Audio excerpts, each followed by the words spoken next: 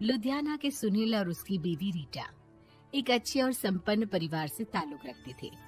एक दिन रीटा की भाभी उसके घर आती है। रीटा, तुझे तो पता है तेरा भाई कुछ नहीं करता, ऊपर से 2 बच्चों की जिम्मेदारी, बेटी भी बड़ी हो गई है। तू तो बुआ है, कुछ मदद कर सकती है तो कर देना। कहाँ पैसे हैं भाभी, बस समझ लो किसी तरह हम लोग भी दिन काट रहे हैं। 2 ही तो कार है और मेरी बेटी भी बड़ी हो रही है।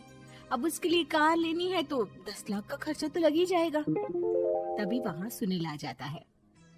अरे शशि, क्या है, तू हमेशा पैसों के लिए परेशान क्यों रहती है?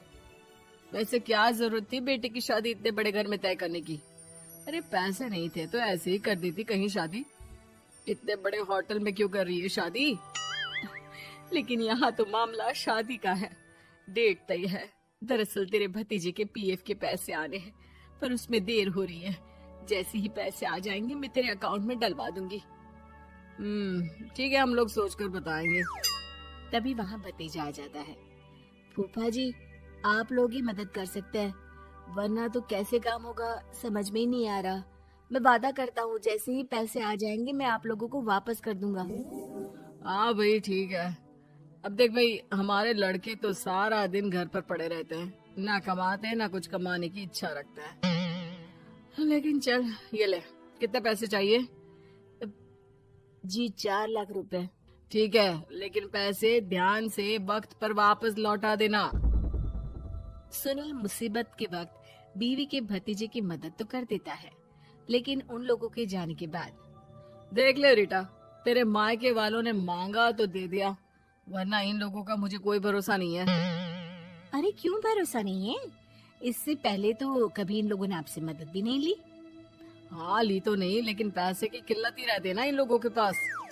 अरे ठीक है ना, नहीं लौटा पाए तो भतीजे के ससुराल से निकाल देंगे। सुना है बड़े घर में शादी हो रही है। सुनील और रीटा पैसे तो दे देते हैं, लेकिन अगले रोज ही। हाँ भाई साले साहब, क्या हाल है? ठीक हूँ जीजा जी। क्या बात है, सालों बाद आपका फोन, जरूर कोई बात होगी, बताइए ना। अरे वो तेरी बड़ी भाभी आई थी, बेटी की शादी कर रही है ना, तो पैसे लेने के लिए मैंने दे दिए 4 लाख। सोचा भाई किसी गरीब की बेटी की शादी हो रही है, पुण्य मिल जाएगा। अच्छा किया जीजा जी, उनका बेटा बहुत मेहनती है, जल्द ही लौटा भी देगा। वहीं रीटा भी फोन करके हर किसी को पैसे देने की बात करती है। रीटा की भाभी शशि के पास उसके भाई का फोन आता है। तूने सुनील से पैसा लिए हैं क्या? नहीं भाई, सिर्फ बात की है, बोल तो रहा है कि दे देगा। वो लोग मदद करने वालों में से नहीं है, और मदद कर भी दे लेकिन समाज में गा गा कर हालत बुरी कर देते हैं। अब गाने दीजिए ना भाई, मैं क्या कर सकती हूँ, मेरे पास कोई ऑप्शन भी तो नहीं है। बेटी की अगले हफ्ते शादी जो है। शशि की बेटी की शादी हो जाती है, लेकिन शादी के 1 महीने बाद ही सुनील का फोन भतीजे के पास आता है। हाँ भाई, शादी तो हो गई हम लोगों की दुआ से। अब देख, ऐसा ही फायदा होता है पैसे वाले रिश्तेदार हो तो। तेरे वक्त पर हम कैसे खड़े हो गए थे, लेकिन अब पैसा लौटा दे भाई। जी, मैंने पीएफ के लिए अप्लाई कर दिया था, उसकी नोटिफिकेशंस मैं आपको भी भेज देता हूँ। मुझे लगता है 10 दिन में पैसे आ जाना चाहिए।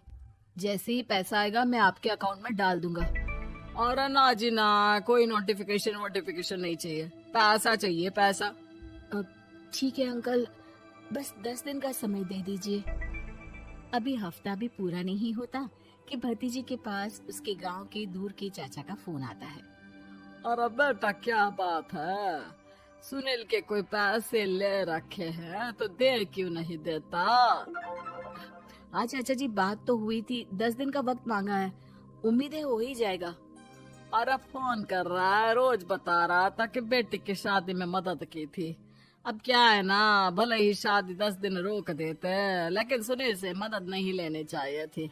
याद है ना, मधु की मदद करके कितना बदनाम कर दिया था उसने पूरे घर को सोसाइटी में। हाँ चाचा जी, मैं भी यही सोच रहा था कि उन लोगों से मदद नहीं लेनी चाहिए थी। कई लोगों के फोन आ चुके हैं।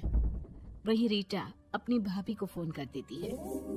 क्या है भाभी, कब पैसे लौटाओगी?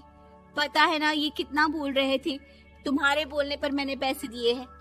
भाभी अब तो आपके बेटे की कार बेच दो और हम लोगों के पैसे दे दो।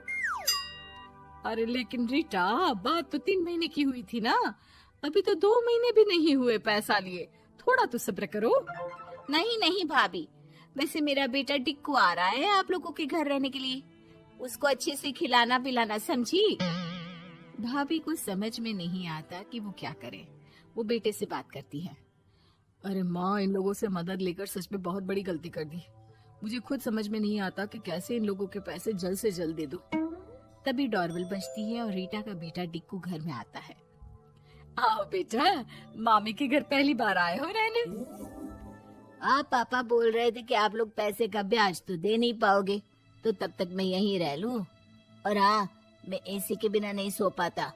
आप लोग अपना देख लेना और पैसे जल्दी लौटा देना, क्योंकि मैं थोड़ा जल्दी जाना चाहता हूँ। रीटा का फोन शशि के पास आता है। भाभी, पैसे कब तक दोगे? बेटे की विदाई के बाद शशि के घर का माहौल बिल्कुल बदल जाता है। वो हर वक्त बेटे से उसके पीएफ के पैसे पूछती, और पीएफ यानी कि सरकारी काम। आजकल में पूरा 1 महीना और बीत जाता है। भाभी, मैं और ये अमेरिका जा रहे हैं, घूमने के लिए पैसों की बहुत जरूरत है। रीटा, मैं पूरी कोशिश कर रही हूँ कि जल्द से जल्द पैसे का इंतजाम कर दूं, लेकिन पक्का नहीं बोल सकती। तभी सुनील का फोन भतीजे के पास आता है। देख माना 3 महीने की बात हुई थी पैसे लौटाने के लिए, लेकिन अभी मुझे पैसों की काफी जरूरत है। मैं अमेरिका जा रहा हूँ, तो पैसे मैंने किसी से ब्याज में पकड़ लिए हैं। तू हर महीने 4 लाख का 20,000 ब्याज डाल देना मेरे अकाउंट में। सुनील फोन रख देता है, लेकिन भतीजा काफी परेशान हो जाता है। वो ऑफिस से शाम को घर आता है कि माँ पूछती है, क्या हुआ बेटा? बेटा माँ को सारी बात बता देता है। माँ भगवान के सामने हाथ जोड़कर खड़ी हो जाती है और रोने लगती है कि तभी बेटे का मोबाइल पर मैसेज बजता है। माँ, पीएफ के पैसे आ गए। और वो ऑनलाइन ही सुनील के पैसे वापस कर देता है। भला हो भगवान का। लेकिन आज एक बात तो समझ में आ गई, मदद हमेशा उन लोगों से लो जो मदद के बदले आपसे मदद में दी गई रकम ही वापस लें, ना कि समाज में आपकी इज्जत। दोस्तों, मेरे चैनल को जरूर सब्सक्राइब करें। आपका बहुत बहुत धन्यवाद।